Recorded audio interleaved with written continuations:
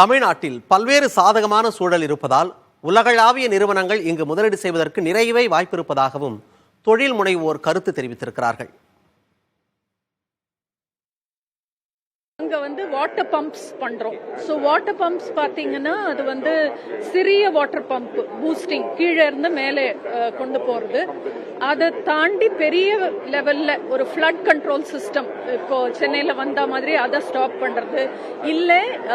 இப்போ இங்க ஒரு அப்ளிகேஷன் நம்ம நிக்கிறது ஏர் கண்டிஷன் ஹால், அந்த ஏசி வேலை செய்யணும்னா வாட்டர் தேவைப்படுறது, வாட்டர் பம்பிங் தேவைப்படுது.